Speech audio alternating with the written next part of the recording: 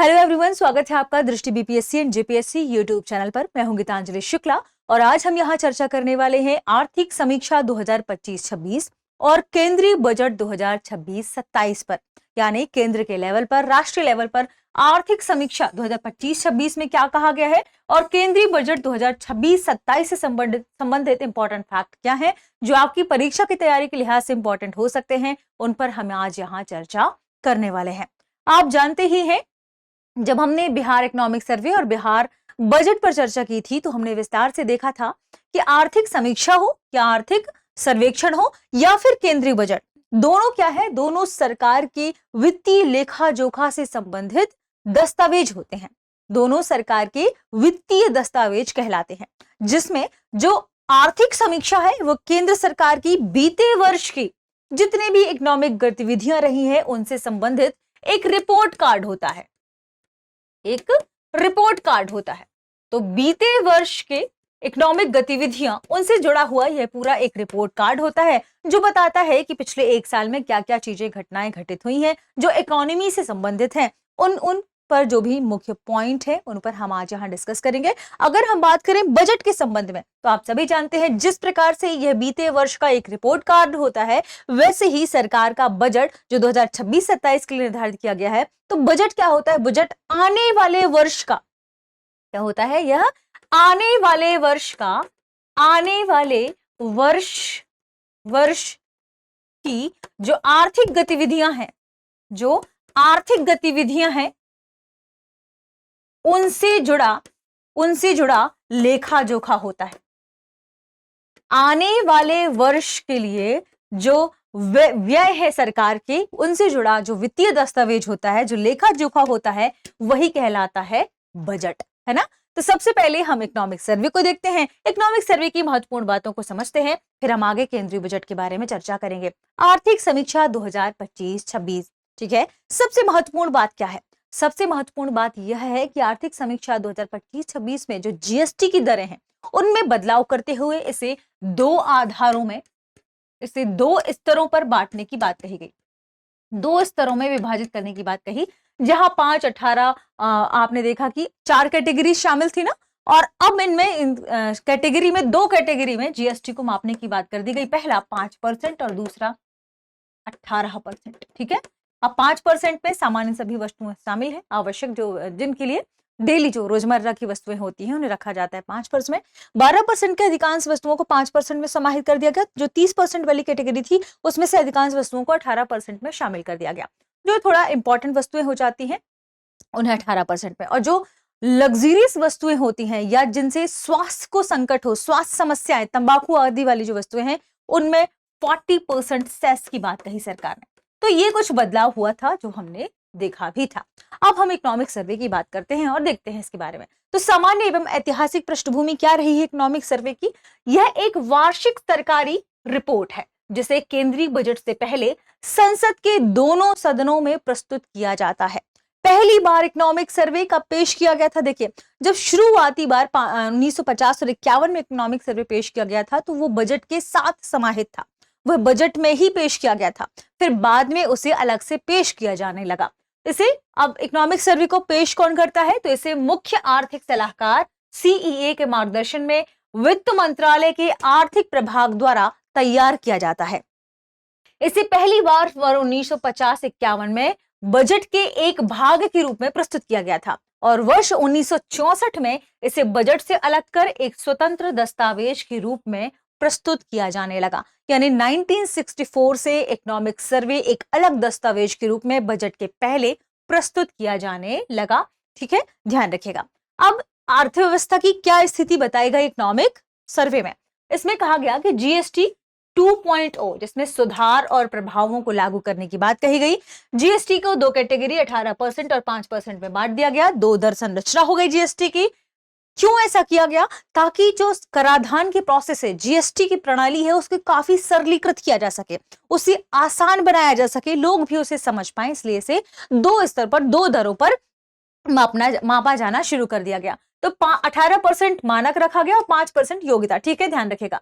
40% जैसा कि हमने कहा, 40% सेस की बात की गई, उपकर सहित की बात की गई, जिसमें अवगुण अहित वस्तुएं, अहितकर वस्तुओं का मतलब जिनसे आपके स्वास्थ्य को नुकसान हो, जिन्हें गुड्स कहा जाता है, उन पर 40% सेस लगाने की बात कही, ताकि हम ऐसी वस्तुओं को जिनके नकारात्मक प्रभाव है उसकी ज्यादा उपभोग को कम कर सके, है ना। तो सरकार का मुख्य उद्देश्य ही यह था कि ऐसी वस्तुओं के उपयोग को बहुत अधिक बढ़ावा ना दिया जा सके, इसलिए 40% का सेस इसमें लगा दिया गया। और इसमें मोस्ट लग्जरियस वस्तुएं, बहुत बड़ी कारें भी इसमें शामिल कर दी गई। ठीक है, प्रभाव की अपेक्षित अगर हम चैनल की बात करें तो सबसे पहले खपत में वृद्धि।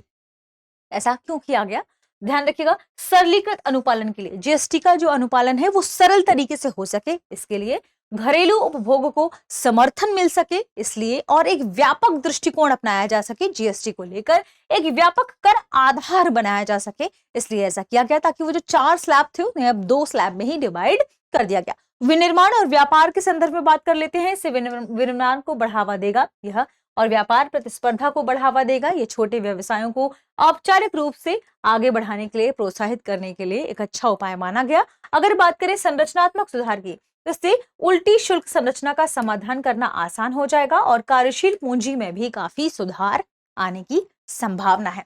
बात कर लेते हैं इंपॉर्टेंट कुछ फैक्ट्स के संदर्भ में, इकोनॉमिक सर्वे से जुड़े हुए ही।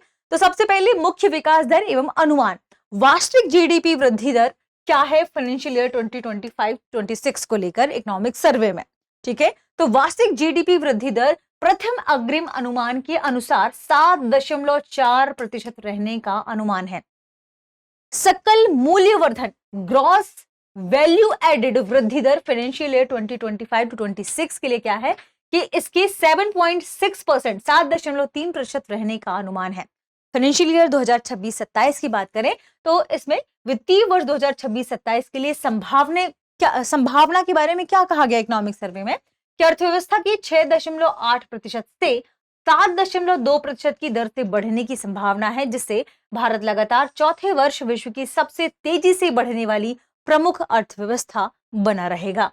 निजी अंतिम उपभोग की बात करें, जो निजी अंतिम उपभोग व्यय होता है, अब ये निजी अंतिम उपभोग व्यय क्या है, जिसमें जो नागरिक होते हैं, जो निजी गैर, आप जानते ही एनजीओस के बारे में, नॉन प्रॉफिट ऑर्गेनाइजेशंस के बारे में, ये जो उपभोग करते हैं उन्हीं के लिए उसमें जो खर्च होता है उसे रखा जाता है निजी अंतिम उपभोग व्यय के भीतर। वित्त वर्ष 2025-26 में इसमें 7% की वृद्धि दर्ज की गई, जो जीडीपी का 61.5% है, और वर्ष 2012 के बाद का यह उच्चतम स्तर माना जा रहा है। सकल स्थिर पूंजी निर्माण की बात करें, सकल स्थिर पूंजी निर्माण का मतलब है कि जो आप जानते ही हैं, पूंजीगत निवेश का मतलब जब किसी हम प्रॉपर्टी, भूमि, मशीनरी, इनको खरीदने में इन्वेस्टमेंट करते हैं तो हम इसे कहते हैं कि ये स्थायी रूप से अब हमारे पास रहने वाली परिसंपत्तियां हैं, और इस प्रकार के इन्वेस्टमेंट को कहा जाता है सकल स्थिर पूंजी निर्माण। तो इसमें हमने 7.8% की वृद्धि दर्ज की है, जिससे जीडीपी में इसकी हिस्सेदारी 30% पर बनी रही है, ये इकोनॉमिक सर्वे में कहा गया। इसके बाद सेवा जीवीएस वृद्धि की बात करें, ग्रॉस वैल्यू एडेड की बात करें, सर्विस को लेकर, तो आपूर्ति पक्ष पर सेवाएं विकास का मुख्य चालक रही हैं। आप जानते ही हैं, जब हम आपूर्ति सुनिश्चित करने की बात करते हैं तो सर्विस सेक्टर सबसे इंपॉर्टेंट हो जाता है, और जिसमें पूरे वर्ष के लिए 9.1% की अनुमानित वृद्धि दर्ज की गई है।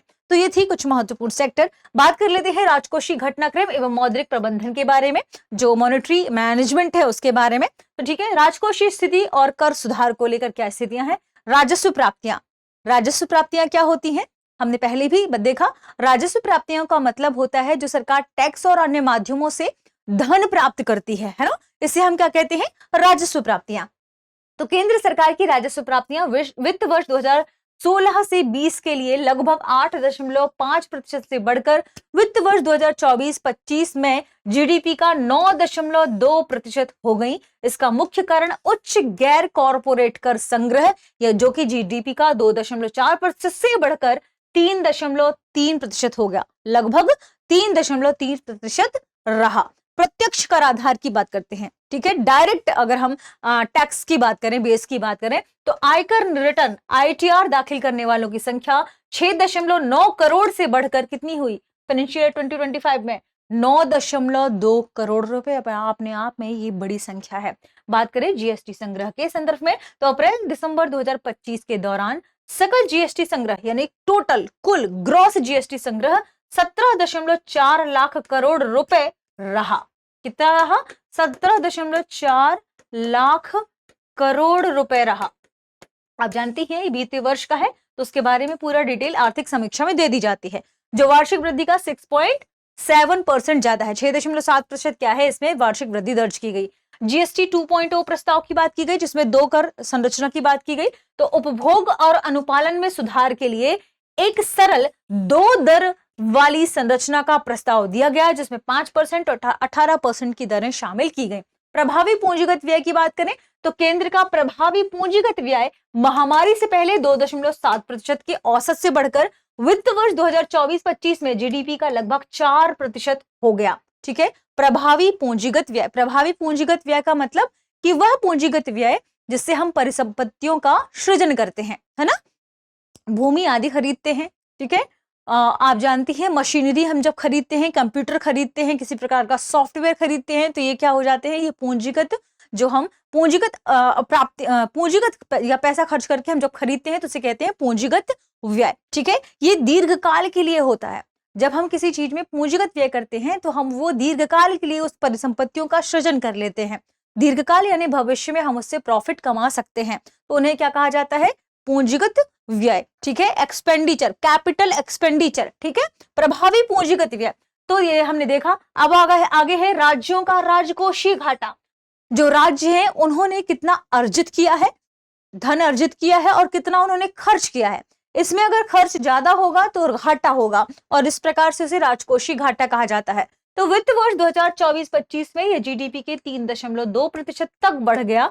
हालांकि वर्ष 2020 के बाद से सामान्य सरकारी ऋण जीडीपी अनुपात में लगभग 7.1% अंक की कमी दर्ज की गई, कमी आई है। बैंकिंग एवं वित्तीय समावेशन की बात कर लेते हैं तो पेंशन का जो कवरेज है उसमें विस्तार देखने को मिला है। वित्त वर्ष 2016 से 2025 पर जब हम आएंगे तो हम बात करेंगे अटल पेंशन योजना के बारे में और राष्ट्रीय पेंशन योजना के बारे में। अटल पेंशन योजना में जहां 2016 में 24.6 लाख सब्सक्राइबर थे, वो बढ़ के 2025 में 641.3 लाख सब्सक्राइबर हो गए। जहां प्रबंधित परिसंपत्तियां 0.51 हजार करोड़ थी, वहीं 2025 में ये 44.8 हजार करोड़ की परिसंपत्तियां, प्रबंधित परिसंपत्तियां हो गई। बात करें राष्ट्रीय पेंशन योजना की तो जहां वित्तीय वर्ष 2016 में यहाँ पर 97.5 लाख सब्सक्राइबर थी, बढ़कर लगभग 198.6 लाख सब्सक्राइबर हो गए।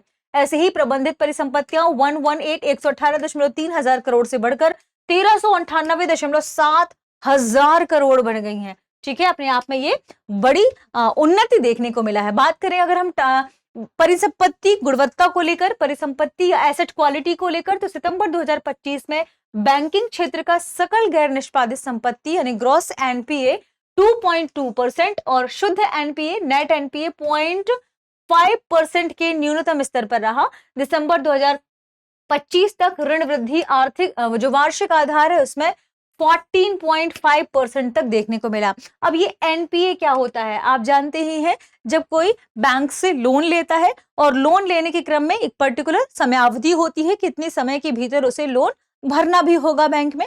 जब वो लोन वो व्यक्ति नहीं भर पाता है तो वो नॉन प्रॉफिट एसेट के रूप में काम करते हैं।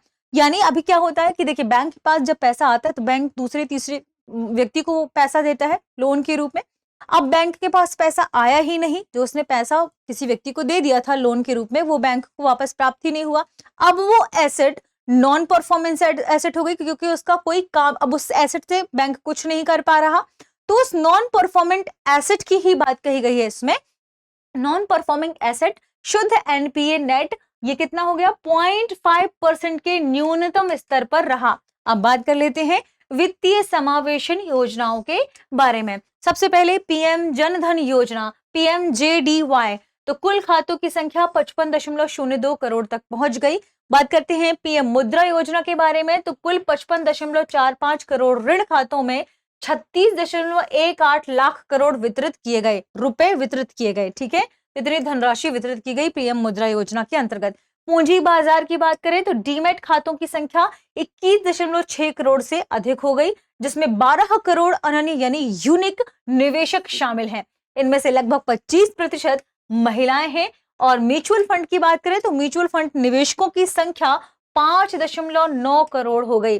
बात करें वैश्विक मान्यता के संदर्भ में तो आईएमएफ विश्व बैंक के वित्तीय क्षेत्र मूल्यांकन कार्यक्रम 2025 के अनुसार भारत की कुल वित्तीय क्षेत्र की जो संपत्ति है जीडीपी का वो लगभग 187% है। ठीक है, ध्यान रखिएगा। बात करें बाह्य क्षेत्र एवं मुद्रास्फीति के संदर्भ में, एक्सटर्नल सेक्टर और इन्फ्लेशन के संदर्भ में, ठीक है, तो ध्यान रखिएगा व्यापार और वैश्विक रैंकिंग इसकी बात करते हैं। वैश्विक निर्यात हिस्सेदारी 2005 बनाम 2024 की बात करें तो वस्तु यानी मर्चेंडाइज निर्यात 1% से बढ़कर 1.8% हुआ। सेवा सर्विस निर्यात की बात करें तो 2% से बढ़कर 4.3% हो गया। व्यापारिक भागीदारी विविधीकरण की बात करें तो ठीक है, तो UNCTAD जिसे हम कहते हैं अंकटाड, इसकी व्यापार और विकास रिपोर्ट 2025 के अनुसार विविधीकरण के मामले में भारत को वैश्विक साउथ में तीसरे स्थान पर रखा गया है, तीसरा स्थान दिया गया है। कच्चे तेल के विविधीकरण को लेकर यदि बात करें तो रूस और पश्चिम एशियाई आपूर्तिकर्ताओं पर निर्भरता कम कर अमेरिका, UAE, मिस्र, लीबिया और नाइजीरिया से आयात बढ़ाया गया है। तो कच्चे तेल को लेकर क्या स्थिति हुई है हमने देखा। बात करें निर्यात आंकड़े को लेकर फाइनेंशियल ईयर 2024-25 के संदर्भ में कुल निर्यात रिकॉर्ड $, कितना है ध्यान रखिएगा, कुल निर्यात रिकॉर्ड कितना रहा 825.3 अरब $, ठीक है, ध्यान रखिएगा, जिसमें 6.1% की वार्षिक वृद्धि देखने को मिली है। जिसमें सेवाओं का निर्यात कितना है, इसमें सर्विस यानी सेवाओं की जब हम निर्यात की बात करते हैं ये भी $, में ही होगा 387.6 अरब। इसमें जो सेवाओं का निर्यात रहा है वो कितना रहा है 387.6 अरब। अपने आप में देखिए 825 में से 387 कितना है, सेवाओं का ही है।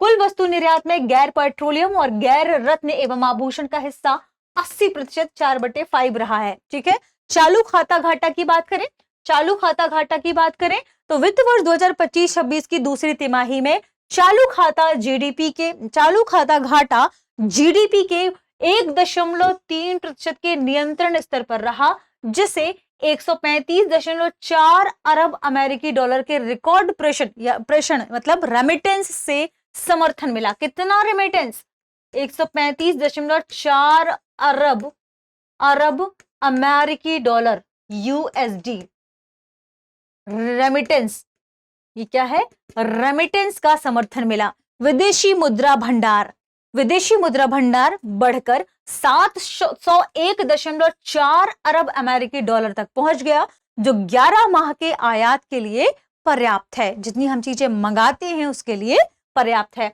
प्रत्यक्ष विदेशी निवेश की बात करें, ठीक है, FDI की बात करें तो अप्रैल नवंबर 2025 के दौरान 64.7 अरब अमेरिकी डॉलर का FDI प्राप्त हुआ और वर्ष 2024 में भारत ग्रीन फील्ड निवेश में वैश्विक स्तर पर चौथे स्थान पर रहा। कौन से स्थान पर रहा, चौथे स्थान पर रहा। बात कर लेते हैं भारत की व्यापार साझेदारियों के विस्तार के संदर्भ में क्या रणनीति अपनाई गई, विभिन्न देशों के साथ व्यापार को लेकर भारत की क्या स्थिति है।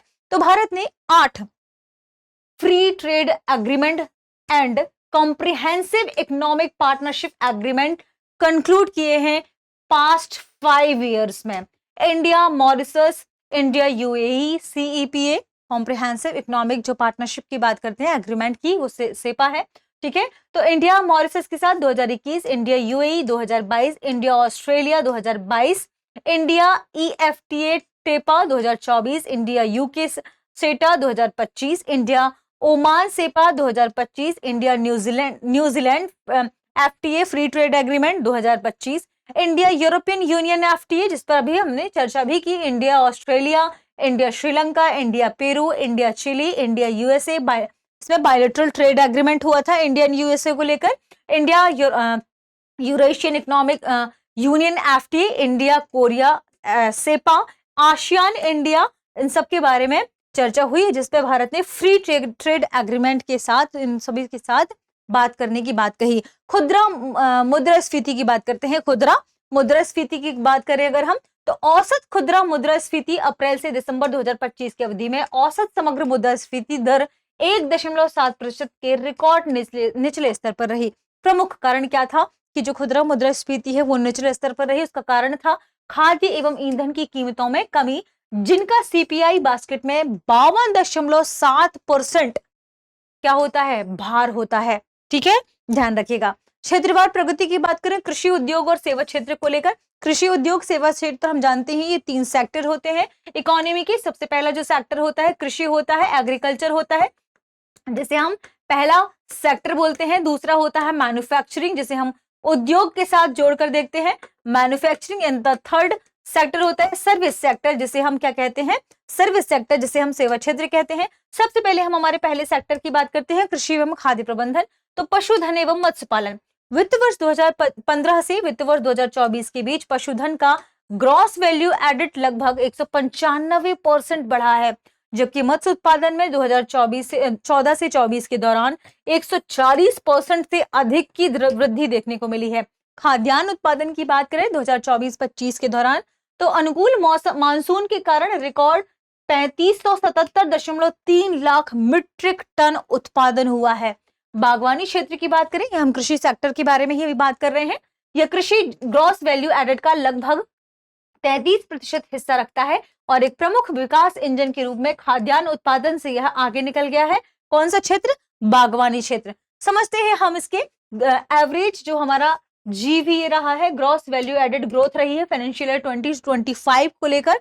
ठीक है, तो एग्रीकल्चर सेक्टर में 4.7%, क्रॉप में, क्रॉप यानी फसल 4%, लाइव स्टॉक की बात करें तो 6.1%, फिशिंग एंड एक्वाकल्चर की बात करें तो 7.2%। फिशिंग एंड एक्वाकल्चर तेजी से बढ़ा है। सेवा सेक्टर की बात कर लेते हैं, तो वैश्विक स्थिति, भारत विश्व का, देखिए क्या है सेवा सेक्टर को लेकर भारत की स्थिति, भारत विश्व का 7वां सबसे बड़ा सेवा निर्यातक बन गया है, यानी वो सर्विस सेक्टर प्रोवाइड कर रहा है।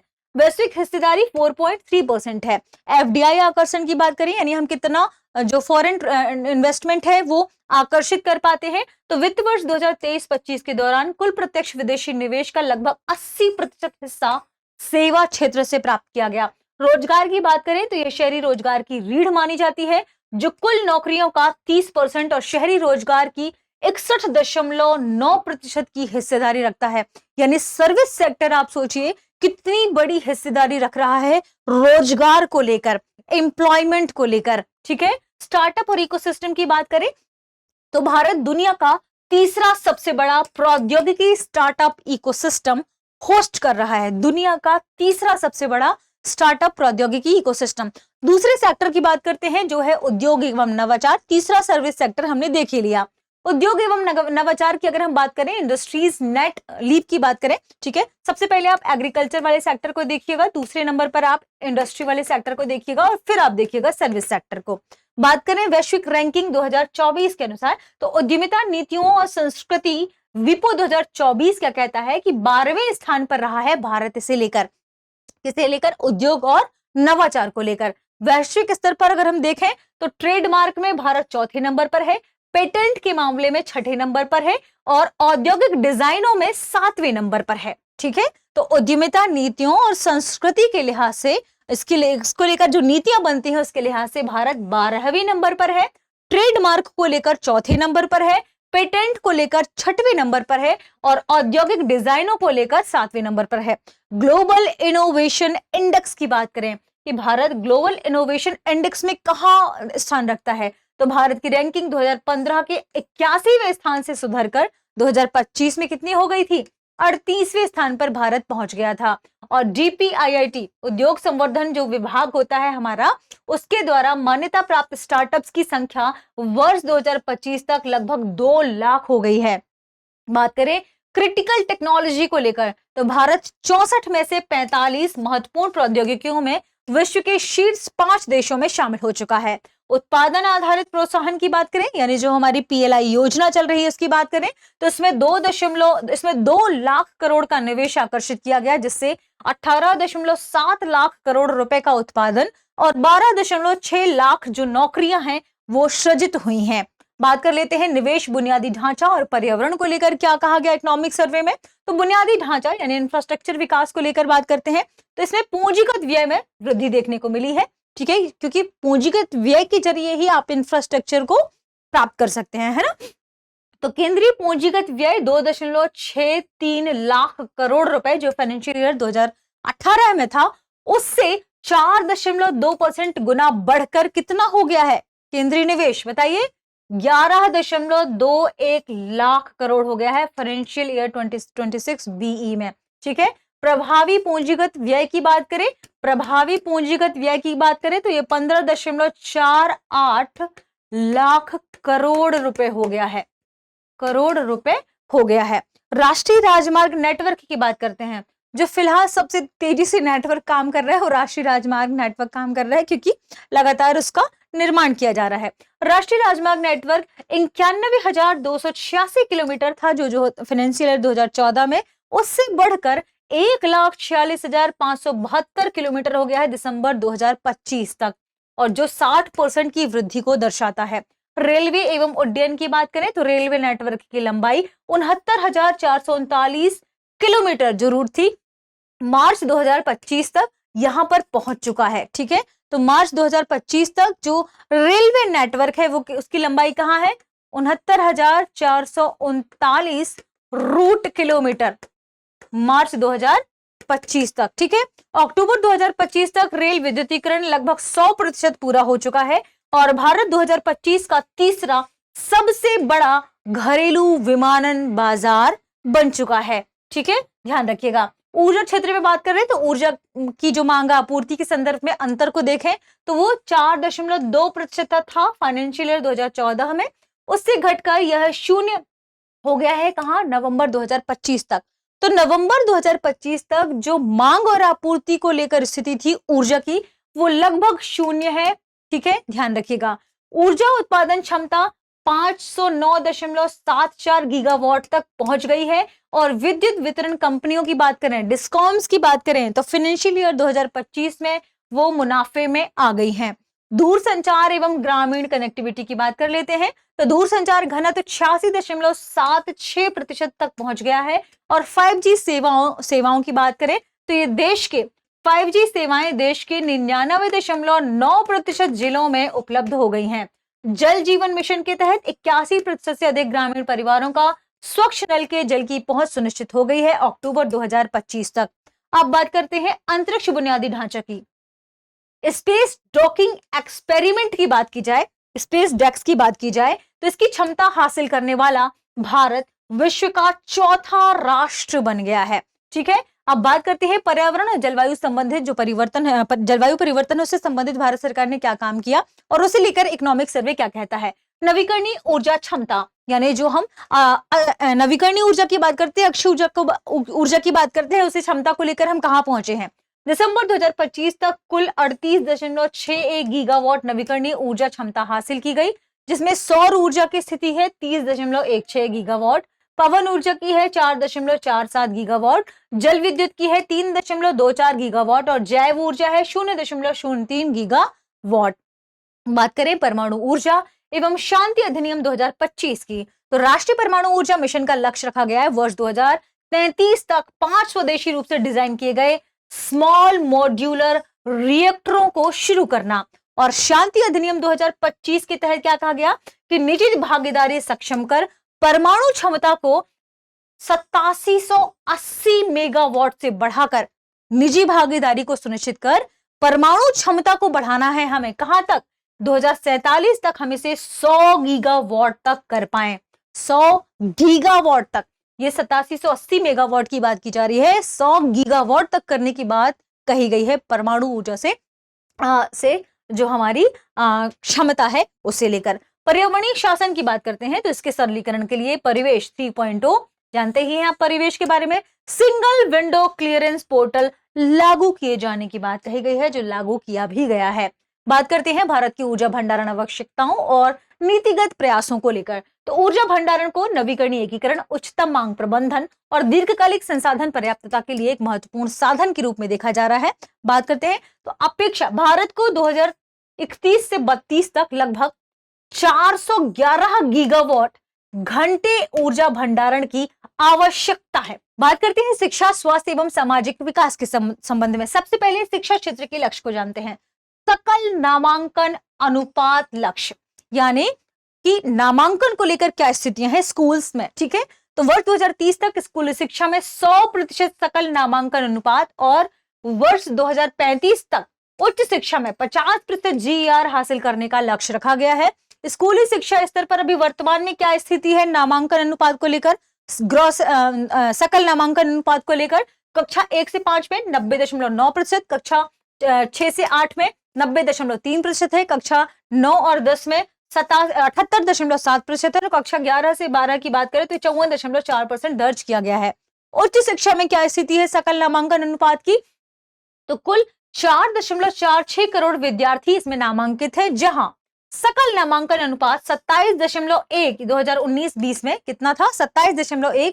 ये इससे बढ़कर 2022-23 में 29.5% हो गया है, 5 हो गया है। राष्ट्रीय शिक्षा नीति 2020 के तहत नेशनल क्रेडिट फ्रेमवर्क और स्वचालित स्थायी शैक्षणिक खाता रजिस्ट्री NID को अपनाया गया है ताकि जल्दी से तेजी से सकल नामांकन को बढ़ाया जा सके। बात करें स्वास्थ्य क्षेत्र के संकेतकों के संदर्भ में, इसमें कुछ चीजें, कुछ डेटा लिखा गया है, जैसे ऐतिहासिक गिरावट। वर्ष 2090 के बाद से जो स्वास्थ्य को लेकर सरकार ने पहले की है उससे कई चीजों में गिरावट आई है। हालांकि इसे पॉजिटिव गिरावट के रूप में आप देख सकते हैं, जैसे मातृ मृत्यु दर में 86% की गिरावट देखने को मिली है। 5 वर्ष से कम आयु के बच्चों की मृत्यु दर में 78% की गिरावट देखने को मिली है, और नवजात मृत्यु दर में 70% की कमी आई है। शिशु मृत्यु दर की बात करें तो प्रति 1000 जीवित जन्मों पर वर्ष 2013 के 40 से घटकर वर्ष 2023 में यह 25 रह गई है, यानी 37% से अधिक की कमी इसमें दर्ज की गई है। मोटापे से निपटने के लिए कुछ जागरूकता पहलें शुरू हुई हैं स्वस्थ जीवन शैली को ध्यान में रखकर, जैसे ईट राइट अभियान, तेल के उपयोग में 10% की कमी करना, खेलो इंडिया फिट इंडिया आंदोलन, आज से थोड़ा कम अभियान, और स्टॉप ओबेसिटी एवं फाइट ओबेसिटी अभियान। बात करें प्रौद्योगिकी संचालित पहलों की तो एम्स दिल्ली तथा हमने देखा कि चंडीगढ़, देखिए एम्स तो प्रयास कर ही रहा है। चंडीगढ़ में AI संचालित सुधारों हेतु उत्कृष्टता केंद्रों की भी स्थापना की गई है। ई संजीवनी के साथ एकीकृत क्लिनिकल निर्णय सहायता प्रणाली शुरू की गई है। AI आधारित डायबिटिक जो रेटिनोपैथी स्क्रीनिंग है वो भी शुरू की गई है।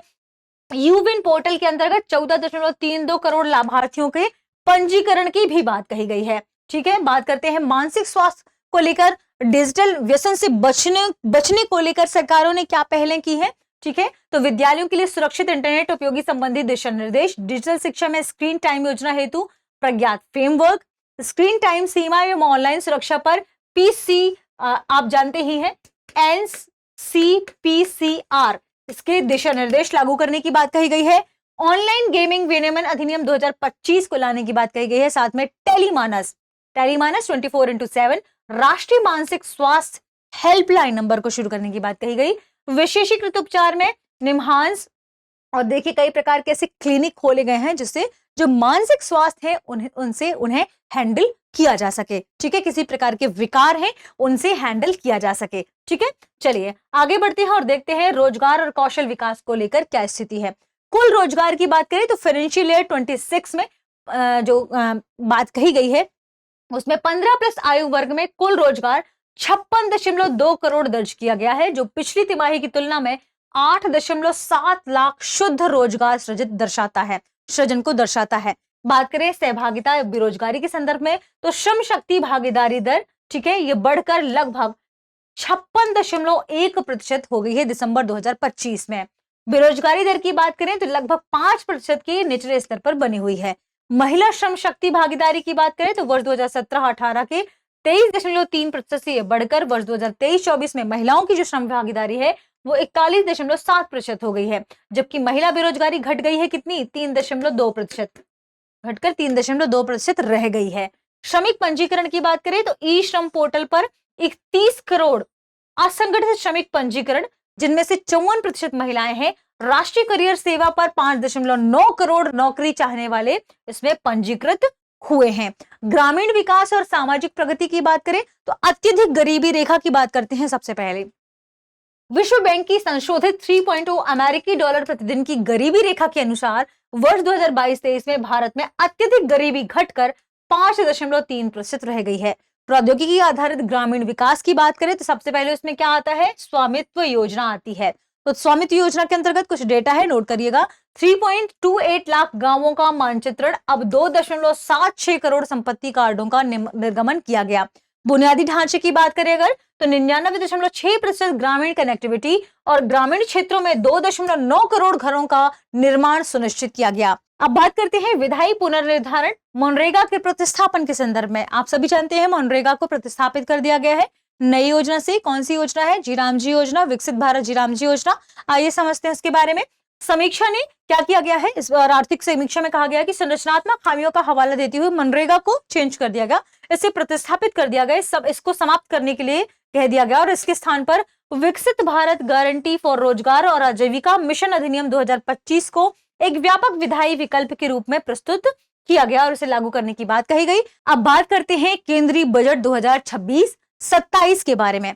केंद्रीय बजट 2026 सबसे 26 और 27, सबसे पहले सवाल उठता है कि बजट शब्द क्या संविधान में उपयोग किया गया है? नहीं, बजट शब्द का प्रयोग संविधान में नहीं किया गया है। भारतीय संविधान के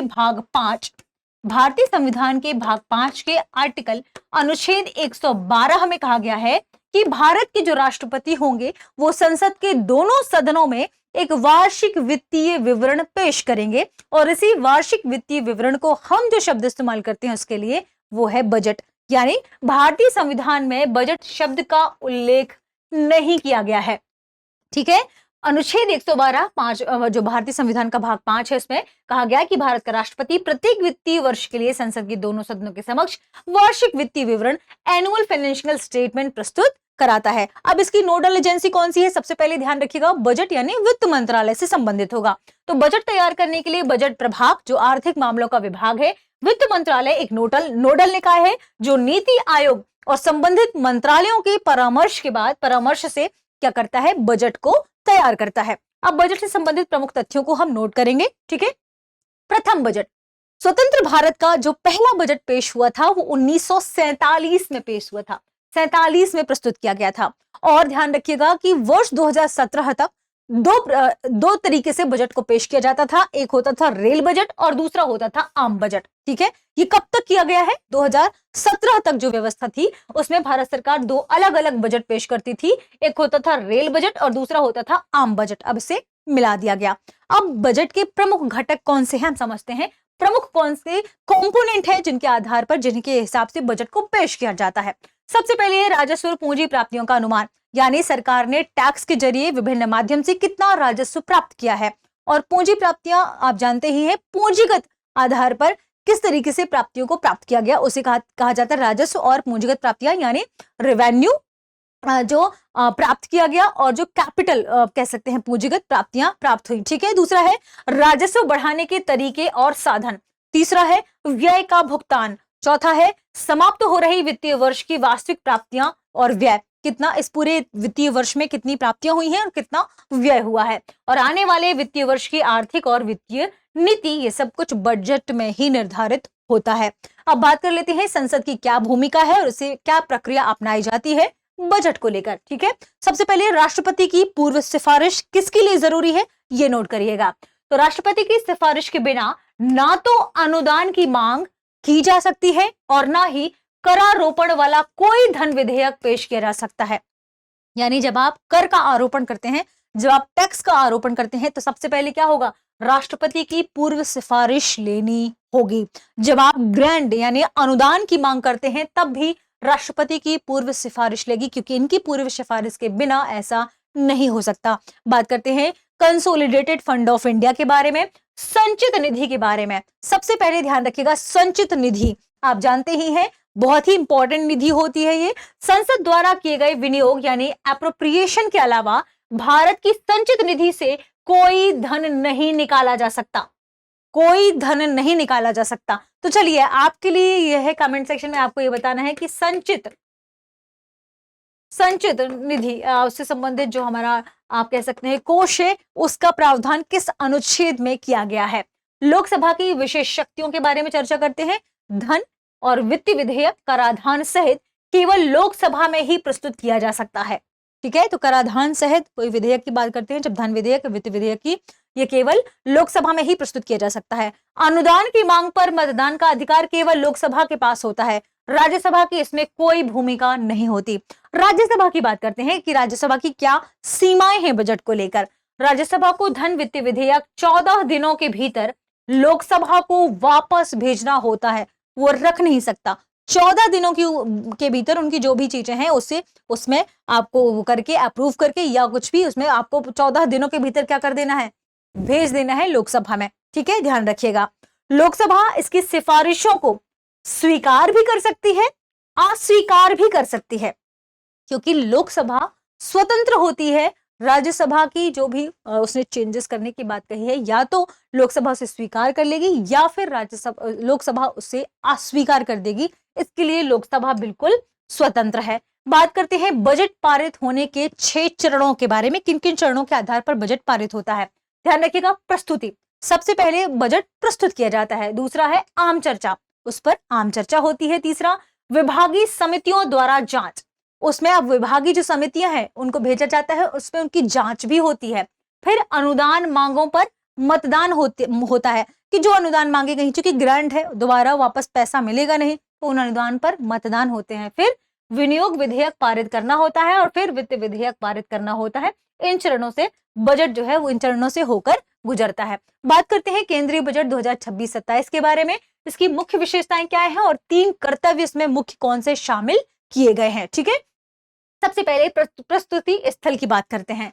तो केंद्रीय वित्त और कॉर्पोरेट मामलों के मंत्री द्वारा नवनिर्मित कर्तव्य भवन में इसे पेश किया गया और नवनिर्मित कर्तव्य भवन में यह पहला बजट है जिसे पेश किया गया। मार्गदर्शक सिद्धांत की बात करें तो यह बजट आर्थिक विकास, क्षमता निर्माण और समावेशी विकास के लिए 3 कर्तव्यों द्वारा निर्देशित है। अब ये 3 कर्तव्य आपको नोट करना है, एग्जाम के लिहाज से इंपॉर्टेंट है। प्रथम कर्तव्य आर्थिक विकास को गति प्रदान करना और उसे धारणीय बनाना। दूसरा कर्तव्य आकांक्षाओं को पूरा करना, यानी युवा में क्षमता विकास को प्रोत्साहित करना। और तीसरा कर्तव्य जिसे कहा जाता है सबका साथ सबका विकास, संसाधनों की न्यायोचित पहुंच, सबको एक साथ लेकर विकास की ओर बढ़ना। सबका साथ सबका विकास, ये 3 कर्तव्य आपको नोट करते हुए चलना है। बात करते हैं क्षेत्रवार रणनीति घोषणाओं के संदर्भ में कि प्रथम, द्वितीयक और तृतीयक जो कर्तव्य हैं इनके संबंध में क्या क्या घोषणाएं की गई। विनिर्माण, उद्योग और रणनीतिक क्षेत्र की बात करते हैं। इसमें बायोफार्मा शक्ति मिशन की बात की गई है। भारत को वैश्विक बायोफार्मा विनिर्माण केंद्र बनाने हेतु 5 वर्षों में 10,000 करोड़ का आवंटन किया गया और इसके तहत 3 नए राष्ट्रीय फार्मास्यूटिकल शिक्षा और अनुसंधान केंद्र और अनुसंधान संस्थान स्थापित होने की बात कही गई और 7 मौजूदा संस्थाओं के उन्नयन की बात की गई, यानी और उसे तकनीकी रूप से सक्षम बनाया जाएगा। तो फार्मास्यूटिकल से संबंधित जो फार्मा शक्ति मिशन है इसे आपको नोट कर लेना है। बायो फार्मा शक्ति मिशन इसे कहा गया है। 10,000 करोड़ रुपए का आवंटन किया गया है 5 वर्षों के लिए। ठीक है, और जो संस्थाएं मौजूद हैं उनके उन्नयन की बात कही गई है और 3 नए राष्ट्रीय फार्मास्यूटिकल शिक्षा और अनुसंधान केंद्र संस्थान के निर्माण की बात कही है, स्थापित करने की बात कही गई। इंडिया सेमीकंडक्टर मिशन 2.0, तो सेमीकंडक्टर इक्विपमेंट, सामग्री विनिर्माण और आपूर्ति श्रृंखलाओं को मजबूत करने के लिए उद्योग नेतृत्व वाले अनुसंधान एवं विकास R&D, रिसर्च एंड डेवलपमेंट पर केंद्रित करने की बात भारत सरकार ने कही है। बात कहे इलेक्ट्रॉनिक्स घटक विनिर्माण योजना की, तो घरेलू मूल्य श्रृंखला को बढ़ाने हेतु आवंटन 22,919 करोड़ से बढ़ाकर 40,000 करोड़ किया गया है ताकि इलेक्ट्रॉनिक्स घटक विनिर्माण को बढ़ावा दिया जा सके।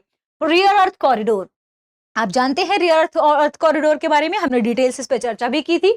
तो ओडिशा, केरल, आंध्र प्रदेश और तमिलनाडु में दुर्लभ मृदा स्थायी चुंबक रियर अर्थ परमानेंट मैग्नेट्स के खनन, प्रसंस्करण और निर्माण के लिए गलियारे निर्माण की बात कही गई है। नेक्स्ट है केमिकल पार्क, आयात निर्भरता कम करने के लिए क्लस्टर आधारित प्लग एंड प्ले मॉडल के तहत 3 केमिकल पार्क स्थापित करने की बात कही गई। कंटेनर विनिर्माण योजना, तो घरेलू लॉजिस्टिक्स को सुदृढ़ करने के लिए 10,000 करोड़ की योजना और सेंट्रल पब्लिक सेक्टर एंटरप्राइजेस द्वारा हाईटेक टूल रूम्स की स्थापना करने की बात कही गई है। ठीक है, तो सारा भंडारण कंटेनर के माध्यम से आसान हो सके तो कंटेनरों के निर्माण की बात कही गई है। नेक्स्ट है एकीकृत वस्त्र कार्यक्रम, राष्ट्रीय फाइबर योजना, समर्थ 2.0, टेक्स इको पहल और मेगा टेक्सटाइल पार्कों की शुरुआत करने की बात कही गई। पारंपरिक क्लस्टर पुनरुद्धार की बात करें तो बुनियादी ढांचे और प्रौद्योगिकी उन्नयन के लिए 200 पारंपरिक औद्योगिक क्लस्टरों के पुनरुद्धार की बात कही गई। एमएसएमई सहयोग, ठीक है, एमएसएमई सहयोग यानी सूक्ष्म लघु एवं मध्यम उद्योगों के सहयोग की बात कही गई है, जिसमें चैंपियन एमएसएमई के निर्माण हेतु 10,000 करोड़ का dedicated SME growth fund, SME small medium enterprises growth fund launch किया गया। आत्मनिर्भर भारत कोष को अतिरिक्त 2,000 करोड़ रुपए का आवंटन किया गया और सूक्ष्म उद्यमों के मार्गदर्शन के लिए कॉर्पोरेट मित्र की परिकल्पना की गई। और आप जानते ही हैं कॉर्पोरेट मित्र क्या है। अब बात करते हैं बुनियादी ढांचा और सतत परिवहन को लेकर भारत सरकार ने इस बार बजट में क्या कहा है। हाई स्पीड रेल कॉरिडोर, खूब चर्चा हुई इसकी। दरअसल आर्थिक गतिविधियों को बढ़ाने के लिए सात हाई स्पीड रेल कॉरिडोर के निर्माण की बात कही। इसमें कौन कौन से हैं? सबसे पहले मुंबई पुणे, पुणे हैदराबाद, हैदराबाद बेंगलुरु, हैदराबाद चेन्नई, चेन्नई बेंगलुरु, दिल्ली वाराणसी, दिल्ली वाराणसी, वाराणसी सिलीगुड़ी, वाराणसी सिलीगुड़ी के विकास की बात कही गई, के विकास की बात कही गई। माल परिवहन एवं जलमार्ग के संदर्भ में ध्यान रखिएगा, डानकुनी को सूरत से जोड़ने वाला नया डेडिकेटेड फ्रेट कॉरिडोर निर्माण कही गई इसकी। अगले 5 वर्षों में 20 राष्ट्रीय जलमार्गों को शुरू करने का लक्ष्य रखा गया है। अगले 5 वर्षों में 20 राष्ट्रीय जलमार्ग शुरू होने वाले हैं। नेक्स्ट है कोस्टल कार्गो प्रमोशन स्कीम। तो जलमार्ग और कोस्टल शिपिंग की हिस्सेदारी को 2047 तक 6% से बढ़ाकर 12% करने की बात कही गई है। और इसमें है इंफ्रास्ट्रक्चर रिस्क गारंटी फंड। विनिर्माण चरण के दौरान ऋणदाताओं को अंशकालीन क्रेडिट गारंटी प्रदान करने के लिए इंफ्रास्ट्रक्चर रिस्क गारंटी फंड के निर्माण की बात कही गई। बात करते हैं सिटी इकोनॉमिक रीजन की। तो विशिष्ट विकास कारकों के आधार पर शहरों का मानचित्रण करने के लिए नवीन पहल इसे शुरू किया गया, जैसे सिटी इकोनॉमिक रीजन कहा जाता है। नेक्स्ट है कार्बन कैप्चर। इस्पात और सीमेंट जैसे कठिन उत्सर्जन वाले क्षेत्रों के डीकार्बनाइजेशन के लिए कार्बन कैप्चर उपयोग और भंडारण योजना शुरू करने की बात कही गई। नेक्स्ट है क्षमता निर्माण। क्षमता निर्माण शिक्षा एवं स्वास्थ्य द्वितीय कर्तव्य के रूप में, जो द्वितीय कर्तव्य है हमारा, उसमें क्षमता निर्माण शिक्षा और स्वास्थ्य की बात कही गई, जिसमें कुछ चीजें शामिल, नोट करिएगा। AVGC content creator labs, content creator labs. तो ऑरेंज इकोनॉमी को बढ़ावा देने के लिए Indian Institute of Creative Technology Mumbai के माध्यम से 15,000 माध्यमिक विद्यालयों और 500 महाविद्यालयों में लैब्स की स्थापना कही गई। नेशनल इंस्टीट्यूट ऑफ हॉस्पिटैलिटी, राष्ट्रीय परिषद होटल मैनेजमेंट और कैटरिंग टेक्नोलॉजी को अपग्रेड करने की बात कही गई। नेक्स्ट है खेल क्षेत्र। खेलो इंडिया कार्यक्रम को खेलो इंडिया मिशन में रूपांतरित किया गया। मेडिकल वैल्यू टूरिज्म, निजी क्षेत्र के साथ साझेदारी में 5 क्षेत्रीय मेडिकल हब, आयुष निदान, उपचारोत्तर देखभाल सहित की स्थापना की गई। स्टेम में महिलाएं, अब ये क्या है? स्टेम में महिलाएं क्या है? स्टेम क्षेत्रों में बालिकाओं को बढ़ावा देने के लिए प्रत्येक जिले में एक बालिका छात्रावास की स्थापना व्यवहार्यता अंतर वित्त पोषण पूंजी सहायता से करने की बात कही गई। नेक्स्ट है समावेशी विकास एवं पूर्वोदय, जो कि तृतीय कर्तव्य के रूप में है। समावेशी विकास एवं पूर्वोदय, सबके साथ सबके विकास की जो कल संकल्पना है उसके साथ इसे शुरू किया गया। तो भारत विस्तार, ये क्या है? भारत विस्तार कृषि में बदलाव के लिए virtually integrated system to access agriculture resources का साधन का लक्ष्य रखा गया भारत विस्तार के अंतर्गत। बात करें शी मार्ट्स की, तो आप जानते हैं शी मार्ट्स यानी महिलाओं द्वारा संचालित होने वाले मार्ट्स, ठीक है। तो लखपति दीदी की सफलता के बाद क्लस्टर संघों में समुदाय स्वामित्व वाले खुदरा केंद्र सेल्फ हेल्प एंटरप्राइजेस मार्ट्स की स्थापना की गई, जिसमें महिलाएं ही सारा काम करेंगी और वही लखपति दीदी से आगे उनका एक लक्ष्य है कितने पैसे वो कमा पाए और महिलाओं की भागीदारी बढ़े इकोनॉमिक एक्टिविटीज में। नेक्स्ट है मानसिक स्वास्थ्य, ठीक है, क्या है? मानसिक स्वास्थ्य। तो NIMHANS2 की स्थापना की गई तथा रांची और तेजपुर की संस्थाओं को क्षेत्रीय शीर्ष संस्थान के रूप में उन्नयन दिया गया। नेक्स्ट है पूर्वोदय एवं उत्तर पूर्व का विकास। अरुणाचल प्रदेश, सिक्किम, असम, मणिपुर, मिजोरम और त्रिपुरा में बौद्ध सर्किट के विकास की बात कही गई। पूर्वी तट औद्योगिक गलियारे के निर्माण की बात कही गई ताकि दुर्गापुर पश्चिम बंगाल में एक प्रमुख नोड का विकास किया जा सके। 5 पूर्वोदय राज्यों में 5 पर्यटन स्थलों का निर्माण किया जाएगा। दिव्यांगजन सहायता के लिए भी क्या चीजें कही गई हैं बजट में? कल्याण पर केंद्रित दिव्यांग सहारा योजना की शुरुआत करने की बात भारत सरकार ने बजट में कही है। नेक्स्ट है कर सुधार, टैक्स रिफॉर्म्स। क्या टैक्स रिफॉर्म्स हुए हैं? नया आयकर अधिनियम 2025, वर्तमान आयकर अधिनियम 1961 को प्रतिस्थापित कर दिया गया है। किससे? नया आयकर अधिनियम 2025 से, जो 1 अप्रैल 2026 से प्रभावी हो गया। कर दरों की बात कर लेते हैं। वित्त वर्ष 2026-27 के लिए टैक्स स्लैब में कोई परिवर्तन नहीं किया गया है, वही टैक्स स्लैब फिर भी अभी भी विद्यमान है। टीसीएस क्या है? टीसीएस तर्क, देखिए टीसीएस तर्क संगतिकरण, तो विदेश यात्रा पैकेजों पर, और एलआरएस के तहत क्या किया गया? शिक्षा और चिकित्सा के लिए विदेश प्रेषण यानी रेमिटेंस पर बिना किसी सीमा के एक समान 2% टीसीएस लागू कर दिया गया है। नेक्स्ट, टीडीएस का युक्तिकरण। देखिए टीसीएस टीडीएस आप जानते ही हैं, जब हमने डिटेल से केंद्रीय बजट के बारे में चर्चा की थी तो हमने इसमें इन टर्म्स के बारे में डिटेल से चर्चा की है। तो जनशक्ति सेवाओं की आपूर्ति पर टीडीएस की दर हिंदू अविभाजित परिवार के 1% के, किसके लिए? हिंदू अविभाजित परिवार, जिसे HUF कहते हैं, अनडिवाइडेड फैमिली कहते हैं, हिंदू अनडिवाइडेड फैमिली, इनके लिए 1% तथा अन्य के लिए 2% निर्धारित किया गया। ठीक है, टीडीएस। ठीक है, नेक्स्ट है शुल्क दरों में कटौती। व्यक्तिगत उपयोग के लिए आयातित वस्तुओं पर शुल्क 20% से घटाकर 10% कर दिया गया। 17 कैंसर दवाओं और 7 दुर्लभ रोगों की दवाओं पर शुल्क पूरी तरह माफ कर दिया गया। अब है प्रतिभूति लेन देन कर। प्रतिभूति जो सिक्योरिटीज लेन देन होती हैं उस पर कर। तो अत्यधिक सट्टेबाजी रोकने के लिए कुछ सेगमेंट में 0.1% से बढ़ाकर इसे 0.15% कर दिया गया है। नेक्स्ट है न्यूनतम वैकल्पिक कर। ठीक है, मिनिमम, जो हम मैट की बात करते हैं ना, वैकल्पिक कर की बात करते हैं। अनुमानित आधार पर कर देने वाले सभी गैर निवासियों को मैट से छूट दे दी गई। नेक्स्ट है कर प्रशासन। कॉर्पोरेट मामलों मंत्रालय और केंद्रीय प्रत्यक्ष कर बोर्ड की संयुक्त समिति द्वारा आय गणना और प्रकटीकरण मानक को भारतीय लेखांकन मानक में शामिल किया गया। तो आय गणना प्रकटीकरण जो मानक है उसे किसमें शामिल कर गया? भारतीय लेखांकन मानक में शामिल किया जाएगा। और कर वर्ष कौन सा? कर वर्ष 2027-28 यानी नेक्स्ट ईयर के लिए, जो नेक्स्ट ईयर है कर वर्ष 2027-28 से इससे आईसीडीएस का मतलब जो आय गणना और प्रकटीकरण मानक है, इस पर आधारित अलग लेखांकन जो है वह समाप्त हो जाएगा। ठीक है, अलग लेखांकन समाप्त हो जाएगा। नेक्स्ट है अभियोजन से सुरक्षा। 20 लाख रुपए से कम मूल्य की विदेशी संपत्ति का खुलासा ना करने पर अभियोजन से सुरक्षा है। लेकिन ये ध्यान रखें, हर चीज लागू कब होगी ये ध्यान रखिएगा। 1 अक्टूबर 2024 से पूर्व व्यापी प्रभाव होगा। ठीक है, अब बात करते हैं शेयर बायबैक कर। अब कंपनी के बजाय शेयर धारक के हाथ में पूंजीगत लाभ यानी कैपिटल गेन्स के रूप में कर लगेगा। नेक्स्ट है डाटा सेंटर कर अवकाश। तो भारतीय डाटा सेंटर के माध्यम से वैश्विक क्लाउड सेवाओं देने वाली विदेशी कंपनियों को 2047 तक कर का अवकाश, कर से छूट देने की बात कही गई है। नेक्स्ट है IFSC gift city. Offshore banking units के लिए कर अवकाश 10 वर्षों से बढ़ाकर 20 वर्ष कर दिया गया है। नेक्स्ट है महत्वपूर्ण खनिज। लिथियम कोबाल्ट के प्रसंस्करण, लिथियम आयन सेल निर्माण के पूंजीगत सामान पर कस्टम ड्यूटी में छूट दी गई है। नेक्स्ट है IT सेक्टर सेफ हार्बर। लाभ प्राप्त करने की सीमा बढ़ाकर 2000 करोड़ रुपए कर दी गई है और सॉफ्टवेयर डेवलपमेंट और KPO के लिए एक एकीकृत श्रेणी बना दी गई है, इंटीग्रेटेड श्रेणी बना दी गई है। मौद्रिक और आर्थिक मूलभूत तत्व की बात करें, मैक्रो इकोनॉमिक इंडिकेटर्स की बात करें, राजकोषीय घाटा फिस्कल डेफिसिट GDP का 4.3%। देखिए वित्तीय वर्ष 2026-27 के संदर्भ में हम बात करेंगे। ठीक है, ध्यान रखिएगा बजट अनुमान को लेकर।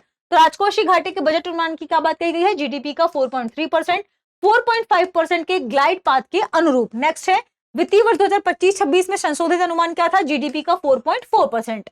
ऋण से GDP अनुपात की बात करें, ऋण से GDP अनुपात तो 55.6% वर्ष 2030-31 तक 50% का लक्ष्य, 56.1% वित्तीय वर्ष 2025-26 के संशोधित अनुमान के रूप में। पूंजीगत की बात करें, कैपिटल एक्सपेंडिचर की बात करें तो 12.2 लाख करोड़ रुपए, GDP का लगभग 3.1% और 11.2 लाख करोड़ रुपए लगभग जो वित्तीय वर्ष 2025-26 के अनुमान की बात कही गई। प्रभावी पूंजीगत व्यय की बात करें तो 17.1 लाख करोड़ रुपए यानी GDP का लगभग 4.4%। अनुमान की बात करें 2025-26 का तो इससे लेकर कोई भी डेटा उपलब्ध नहीं है, ध्यान रखें। नाम मात्र यानी नॉमिनल जीडीपी की बात करें तो ये 10.5% है, अनुमान था 10% का। नेक्स्ट है वास्तविक रियल जीडीपी वृद्धि। रियल जीडीपी की वृद्धि की बात करें तो लगभग 7% के अनुमान की बात कही गई है, ठीक है। अब बात करते हैं गैर ऋण आय नॉन डेप्ट रेवेन्यू की, तो लगभग 36.5 लाख करोड़ रुपए की बात कही गई है। शुद्ध कर आय लगभग 28.7 लाख करोड़ रुपए, अनुमान की बात करें तो 34 लाख करोड़ का है। कुल व्यय टोटल एक्सपेंडिचर की बात करें तो लगभग 53.5 लाख करोड़ रुपए की बात कही गई है। और अगर हम बात करें 2025-26 के हिसाब से तो 49.6 लाख करोड़, पूंजीगत व्यय का लगभग 11 लाख करोड़ रुपए बताया गया। बाजार उधारी की बात करें, मार्केट बोरिंग की बात करें तो शुद्ध उधारी 11.7 लाख करोड़ की है, यानी लगभग उधारी 17.2 लाख करोड़ रुपए बताई जा रही है और इसमें भी कोई अनुमान शामिल नहीं है। नेक्स्ट बात करते हैं रुपया कहां से आता है, यानी भारत रुपया कहां से प्राप्त करता है, कहां से रुपया मिलता है। तो आइए देखते हैं। सबसे पहले ध्यान रखिएगा जो बोरोइंग एंड अदर लायबिलिटीज है 24% इसका, बोरोइंग और अदर लायबिलिटीज 24%, ठीक है, देखा आपने। फिर इनकम टैक्स को लेकर जो है वो है लगभग 21% हिस्सा। कॉर्पोरेट टैक्स आपने देखा लगभग 18% हिस्सा।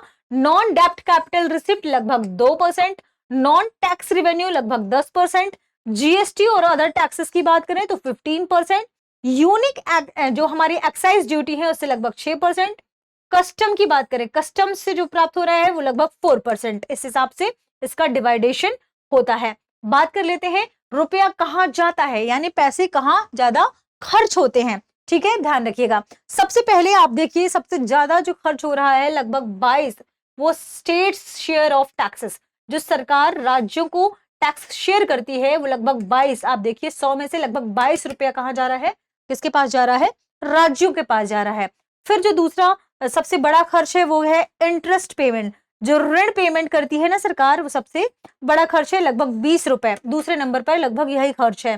फिर आप देखेंगे तीसरे नंबर पर जो खर्च है वो है सेंट्रल स्पॉन्सर्ड स्कीम में, वो लगभग 8 रुपए है, ठीक है। 100 से हम गणना कर रहे हैं, अगर 100 रुपए से तो उसके बारे में बात करेंगे। फाइनेंस और कमीशन एंड अदर ट्रांसफर्स की बात करें, finance commission and other transfer की बात करें तो लगभग 7 रुपया है, ठीक है, देखा आपने। डिफेंस में भी देखिए, डिफेंस में भी हम काफी पैसा खर्च करते हैं, सेकंड नंबर पर तो डिफेंस ही आ जाएगा क्योंकि इसमें 11 रुपए लगभग हम खर्च कर रहे हैं। एवं हमने तो अभी देखा क्या कि सेंट्रल स्पॉन्सर्ड स्कीम में 8 रुपीज है अगर हम 100 से कैलकुलेट करते हैं, लेकिन उससे भी ज्यादा, डिफेंस से भी ज्यादा खर्च हो रहा है। देखिए स्टेट जो राज्यों को शेयर देता है सेंट्रल गवर्नमेंट, उसके अलावा दूसरा तो बड़ा इन्वेस्टमेंट तो सेंट्रल सेक्टर स्कीम में जा रहा है, लगभग 17 रुपए, 100 में लगभग 17 रुपए सेंट्रल सेक्टर स्कीम में है। फिर आता है रक्षा डिफेंस का, फिर आता है सेंट्रल स्पॉन्सर्ड स्कीम का, फिर फाइनेंस कमीशन, इंटरेस्ट पेमेंट जा रही है 20 रुपए, तो इंटरेस्ट पेमेंट जा रही है। तो पहले नंबर पर है जो राज्यों को हम कर देते हैं, कर का हिस्सा देते हैं लगभग 22 रुपए। फिर जो इंटरेस्ट पे करती है सरकार, इंटरेस्ट पेमेंट करती है लगभग 20 रुपए। फिर देखिए तीसरे नंबर पर जो खर्च आता है वो आता है सेंट्रल सेक्टर स्कीम का, सेंट्रल सेक्टर स्कीम का लगभग 17 रुपए। फिर जो उससे ज्यादा खर्च होता है वो कहां, उससे थोड़ा सा कम और का है डिफेंस, रक्षा में, डिफेंस में 11 रुपए। अब इसके बाद धीरे धीरे सारे कम हो जाएंगे। सेंट्रली स्पॉन्सर्ड स्कीम में 8 रुपए, ठीक है, सिविल पेंशन में 2 रुपीज, अदर एक्सपेंडिचर में 7 रुपीज, मेजर सब्सिडीज में 6 रुपीज, ठीक है। और इस तरीके से हमने देखा कि कितना पैसा जो भारत सरकार के पास मान लीजिए 100 रुपीज आ रहा है, वो विभिन्न सोर्सेस से आ रहा था जो हमने यहाँ पे देखे। सबसे मेजॉरिटी में जो शेयर है भारत के पास जो आ रहा है वो आता है बोरोइंग एंड अदर लाइबिलिटीज से, ठीक है, लगभग 24 रुपए आता है भारत सरकार के पास इसका, ठीक है। इसके अलावा जो फिर उसके बाद जो सेकंड नंबर पर भारत को पैसा मिलता है वो आता है इनकम टैक्स से। कहां से, इनकम टैक्स से, इनकम टैक्स से लगभग 21 रुपए, तो 24 और 21 बड़ा शेयर तो यही हो गया। फिर देखेंगे आप कि जो कॉर्पोरेट टैक्स है, कॉर्पोरेट टैक्स है उससे भी भारत को 18 रुपए प्राप्त हो रहा है भारत सरकार को, ठीक है, ठीक है। उसके बाद आप देखिए यूनियन ड्यूटी से 6 रुपीज, जीएसटी एंड अदर से 15 rupees, GST and other taxes से कितना 15। तो ये अपने आप में मेजर शेयर होल्डर तो आपने देख लिया टैक्स एंड लायबिलिटीज से ही हो गई, बोरोइंग और लायबिलिटीज से ही हो गई, है ना। तो ये इतने से प्राप्त होता है और इस तरीके से रुपया यहाँ चला जाता है, जिसमें से जो मेजॉरिटी सेक्टर है रुपये के खर्च होने की वो है स्टेट शेयर ऑफ टैक्सेस, जो सरकार स्टेट के साथ टैक्स को शेयर करती है उसमें मेजॉरिटी हिस्सा शामिल होता है। तो ये थी इंपॉर्टेंट सभी तथ्य जो केंद्रीय बजट और इकोनॉमिक सर्वे से थी, जो आपके एग्जाम के लिए इंपॉर्टेंट हो सकते हैं। मिलते हैं अगले वीडियो में। रिवीजन करते रहें, पढ़ते रहें। शुक्रिया। अब एग्जाम की तैयारी को और बेहतर करने के लिए हमारे चैनल को लाइक, शेयर और सब्सक्राइब करना ना भूलें।